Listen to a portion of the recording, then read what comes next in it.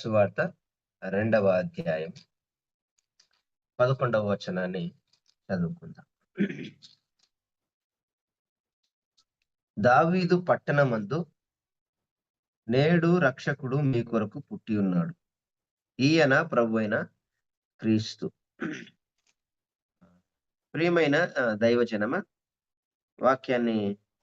వాక్యంలోనికి వెళ్ళకంటే మొదలు ఒక చిన్న విషయాన్ని నేను చెప్పాలని ఆశపడతా ఉన్నాను. ఒకరోజు ముగ్గురు వ్యక్తులు రోడ్డు మీద వెళ్తా ఉన్నారట. ఆ ముగ్గురు వ్యక్తులు వెళ్తా ఉన్నప్పుడు ఆ రోడ్డు మీద ఉన్నటువంటి ఒక చిన్న రాయి వారికి కనిపిస్తే, ఆ ముగ్గురు వ్యక్తులలో ఒక వ్యక్తి ఆ రాయిని తీసి పక్కకు వేశాడట. అయితే అందులో ఉన్నటువంటి రెండవ వ్యక్తి వారి మధ్యలో అనుకోకుండా ఒక సంభాషణ ఏర్పడ్డది. ఏర్పడితేనట ఈ రెండవ వ్యక్తి అన్నాడట, అది మీకు కనిపించింది కాబట్టి తీసేసినవు, అంతకంటే ఏమి లేదు అనేటటువంటి మాటలు మొదటి వ్యక్తితో అన్నాడట. తర్వాత మొదటి వ్యక్తి ఏమన్నాడంటే, నేను తీసేసినటువంటి ఆ రాయి నీకు కనిపించేదే, సాధారణంగా కనిపించినందుకు తీసేసిన, కాదనడానికి వీల్లేదులే, కానీ దాన్ని తీసివేయడాని వెనకాల ఒక ఉద్దేశం ఉంది. అది నా ఉద్దేశం ఏమిటంటే, ఇప్పుడు ఆ యొక్క రాయి రోడ్డు మీద ఉన్నటువంటి ఆ రాయి ద్వారా వెనకాల వచ్చేటటువంటి జనాలకు ఇబ్బంది అవుతదేమో, లేదా రాయిని ఒకవేళ యాక్సిడెంట్ కావచ్చేమో అనేటటువంటి ఉద్దేశంతో తీసేశాడని ఈ వ్యక్తి రెండో వ్యక్తికి సమాధానం ఆ రకంగా ఇచ్చాడట. కనుక ఒక మనిషిలో ఉన్నటువంటి ఉద్దేశం, ఒక రాయిని తీయడంలో ఉద్దేశం ఏమిటంటే, తన వెనకాల వచ్చేటటువంటి వారికి ఏమాత్రము గాయం కాకూడదని, వారికి దాని ద్వారా యాక్సిడెంట్ జరగకూడదని ఒక ఉద్దేశం. రెండో వ్యక్తి అంటా ఉన్నాడు, నీకు కనిపించినందుకు తీసేశాడు మాత్రమే అని ఆ రకంగా మాట్లాడారు. కనుక ఒక మనుషుల్లో ఒక పని చేస్తా ఉన్నాడంటే, ఒక వ్యక్తి ఒక పని చేస్తా ఉన్నాడు అంటే, దాని వెనకాల ఏదో ఒక ఉద్దేశమై ఉంటది. ఒక ఉద్దేశం కలిగి ఉంటేనే తప్ప ఆ పని చేయలేడు. ఆ ఉద్దేశం, ఆ కారణం ఎరిగినటువంటి ఆ వ్యక్తి చేసేటటువంటి పనిలోనే అంతగా ఉంటే, దేవాది దేవుడైనటువంటి యేసు ప్రభువారు ఈ భూలోకానికి రావడం, దావీదు పట్టణమందు జన్మించడం, రక్షకుడుగా రావడం, మీ కొరకే నేను పుడతా ఉన్నాను, ఈయననే ప్రభు అయినటువంటి యేసుక్రీస్తు వారు అనేటటువంటి మాటలలో దాగి ఉన్నటువంటి ఉద్దేశాన్ని గనక మనం గమనిస్తే, వీఆర్ వెరీ బ్లెస్డ్ పీపుల్. ఎందుకంటే మన ఆలోచనల కంటే ఆయన ఆలోచనలు ఉన్నతమైనటువంటివి. మన తలంపుల కంటే ఆయన తలంపులు ఉన్నతమైనటువంటివి. సాధారణంగా కొంతమంది ఏమనుకుంటా ఉన్నారంటే, వచ్చాడులే, మీ దేవుడు ఎక్కడో ఎక్కడో పుట్టినటువంటి వాడు, అసలు మీ మతమే వేరు అనేటటువంటి వాళ్ళు లేకపోలేదు. కనుక ఆయన వచ్చినటువంటి ఉద్దేశము, ఆయన వచ్చినటువంటి ఆయన చేసినటువంటి పని వెనకాల, ఆయన కార్యం వెనకాల చాలా గొప్ప ఉద్దేశం ఉందనేటటువంటి విషయాన్ని ఈరోజు మనం గమనించాలని నేను కోరుతా ఉన్నాను. మొదటిగా దావీదు పట్టణమందు నేడు రక్షకుడు మీ కొరకు పుట్టి ఉన్నాడు. ఆయన దావీదు పట్టణంలో పుడతా ఉన్నాడు, రక్షకుడుగా వస్తా ఉన్నాడు. అదే విధంగా మన కొరకు, మీ కొరకు పుడతా ఉన్నాడని ఒకవేళ ఈ విషయాలను గనక గమనించగలిగితే, దావీదు పట్టణంలోనే ఎందుకు పుట్టాల్సి వస్తా ఉంది? Why to born in David's in that one Bethlehem itself. కనుక 2వ అధ్యాయము 5వ వచనం, మత్తయి సువార్త 2వ అధ్యాయం 5వ వచనాన్ని మనం గనక గమనించగలిగితే,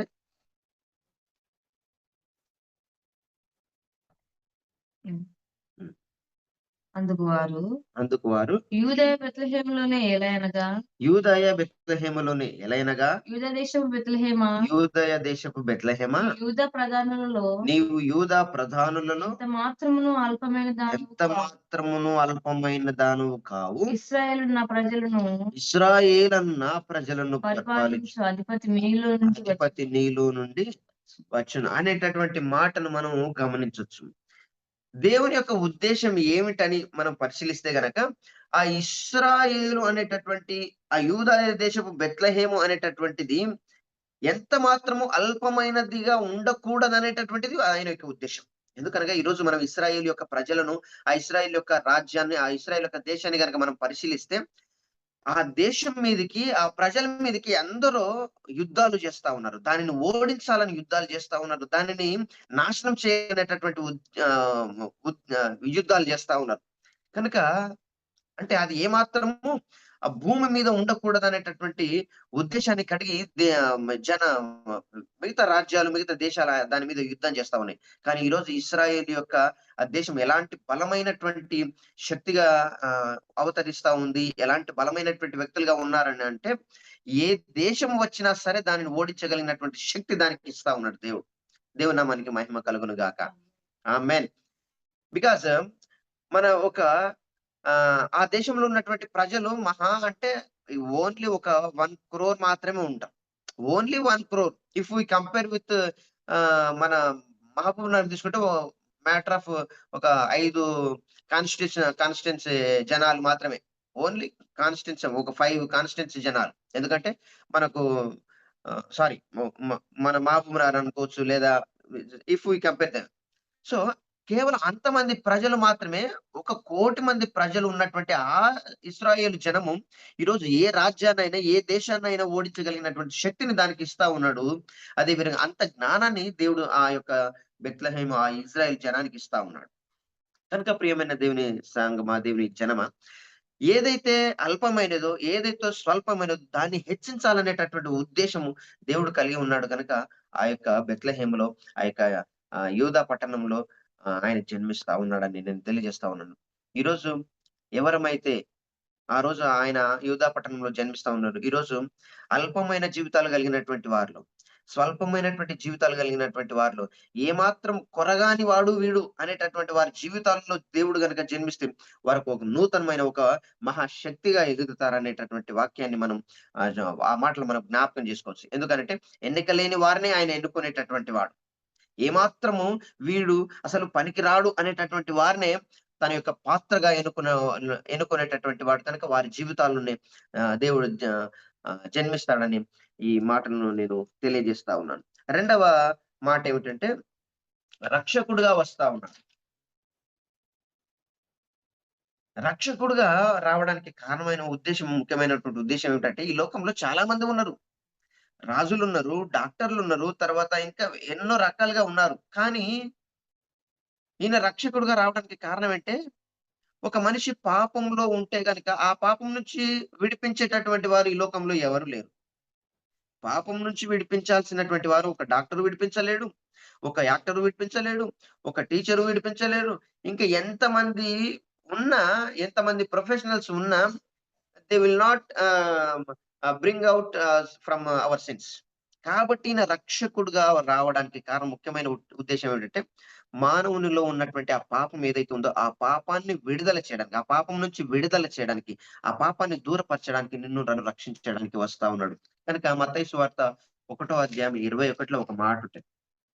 ఆమేన్. ఆమె ఒక కుమారుని కన్ను తన ప్రజలను వారి పాపముల నుండి విడిపించడానికి.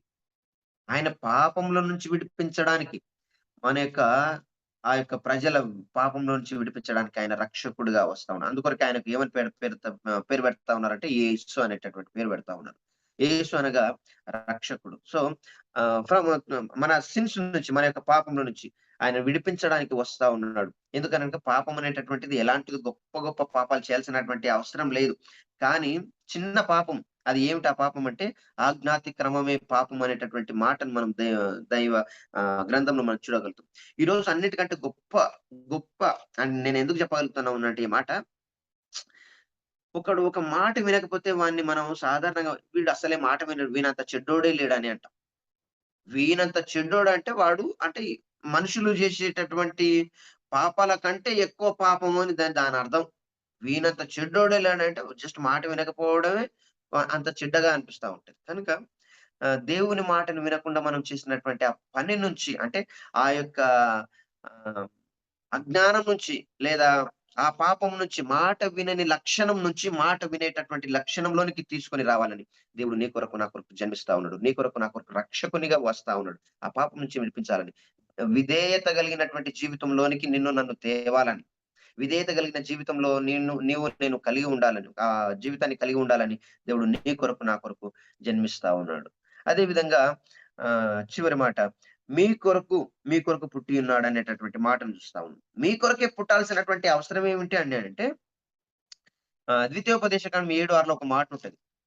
ప్రతిష్ఠిత జనమని స్వకీయ జనముగా ఏర్పరచుకుంటునని ఒక మాట ఉంటది. ఈ ఇశ్రాయేలు జనాంగం గురించి. ఎందుకంటే ఇశ్రాయేలు వారు స్వకీయమైనటువంటి జనం. ఆయనకు ప్రతిష్ఠితమైనటువంటి జనం. ఆ రక అందులో నుంచి వచ్చినటువంటి వారమైన నీవు నేను మనమందరం అలాంటి వారమే ఈరోజు. You and me everybody who ever is in this conference and లోకమంతా ఆయన స్వకీయమైనటువంటి జనం. క్రీస్తు యేసునందున్న వాడు నూతన సృష్టి ఏ రకంగానే చెప్పబడ్డదో, నీవు నేను ఈరోజు యేసులో ఉన్నాం. మనం నూతన సృష్టి. మనం ఆయనకు స్వకీయమైనటువంటి జనముగా ఏర్పరచుకోవాలని మన కొరకు పుడతా ఉన్నాడు ఆయన. అందుకొరకే ఆహ్, యోహాను 1:11లో ఒక మాట ఉంటది.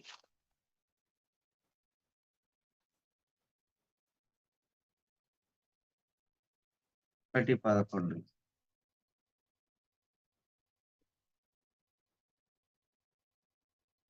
ఆయన తన స్వకీయ ఆయన తన స్వకీయుల వస్తా ఉన్నాడు. ఆయన స్వకీయులు ఆయనను అంగీకరింపలేదు. ఆయన వస్తా ఉన్నాడు. మన దగ్గరికే వస్తా ఉన్నాడు. అయితే కొంతమంది అంగీకరించని వారు ఉన్నారు. ఎందుకు అంగీకరించట్లేదు అనంటే దానర్థం మొన్న నిన్నగాక 2 రోజుల క్రితం as our brother Gandhampal sir చెప్పిన విధంగా man is having dual what we call characters. ఏ దేవుని దగ్గరికి వెళ్ళాలనేటటువంటి ఒక మనస్తత్వం, దేవుని నుంచి వేరుపరచాలనేటువంటి ఒక మనస్తత్వం. ఈ 2 మనస్తత్వాలు కలిగి ఉన్నటువంటి వారంగా ఉంటా ఉన్నాం. కనుక దేవుడు మన కొరకు మాత్రమే మన దగ్గరికే వస్తా ఉన్నాడు. ఎందుకంటే ఈ డ్యూయల్ క్యారెక్టర్స్, డ్యూయల్ మైండ్స్ మనం కలిగి ఉన్న ఒకానొక సందర్భంలో. కనుక దేవుడు నీ, నా, మన కొరకు మాత్రమే. ఎందుకనగా we are very important to him. ఎందుకంటే ఆయన మన కొరకు ప్రాణం పెట్టినటువంటి వాడు. మన కొరకు ప్రాణం పెట్టాలని చూస్తూ ఉన్నటువంటి వాడు. ప్రియమైన దేవుని సంగమా, ఇంకొక మాట అది నేను చెప్పి నేను ముగిస్తాను. ఏ మాట అంటే ఎక్కడ రాయబడ్డదంటే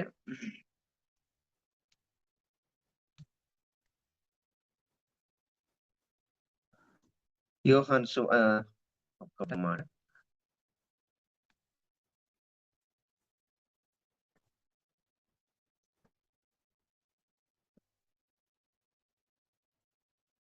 యాకోబు పత్రిక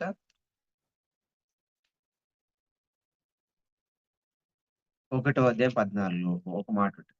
ప్రతివాడును తన స్వకీయమైన దురాశ చేత ఈడవబడి మరలు కొల్పబడిన వాడై శోధింపబడును. ఈ స్వకీయమైనటువంటి ఆయన మనను స్వకీయమైన జనముగా చేసుకొని తను ఉంటా ఉంటే, మనం ఏం చేస్తా ఉన్నామంటే, మనకు అవసరమైనటువంటి వాటిని మనకు స్వకీయమైనటువంటి వాటిగా చేసుకుంటా ఉన్నాం. దాని కొరకు మనం ప్రాకులాడుతా ఉంటే, he's he came for we people. No, no, no. నీవు నా వాడవు, నీవు నా స్వకీయమైనటువంటి జనమని మన కొరకు వస్తా ఉన్నాడు. మనమేమో స్వకీయమైనటువంటి వేరే వాటి కొరకు మనం ప్రాకులాడుతా ఉన్నాం. ప్రియమైన దేవుని సంగమా, ఆయన మన కొరకు, ఎందుకంటే మన స్వకీయమైనటువంటి జనం. నీవు నేను స్వకీయమైనటువంటి జనం. మీ కొరకు పుట్టి ఉన్నటువంటి మనకు స్వకీయమైనటువంటి జనం కనుక నీ కొరకు, నా కొరకు పుడతా ఉన్నాడు.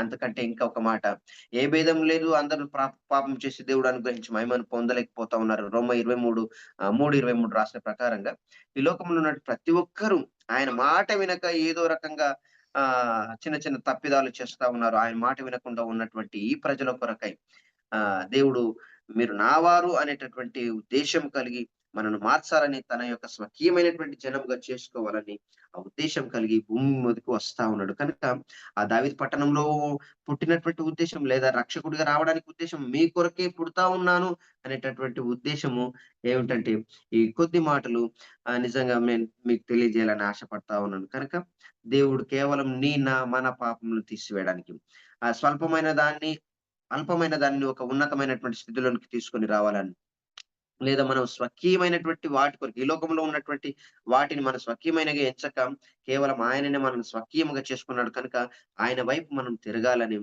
ఆహ్, దేవాదేవుడైన యేసుక్రీస్తు వారు ఈ భూలోకానికి వస్తా ఉన్నాడు.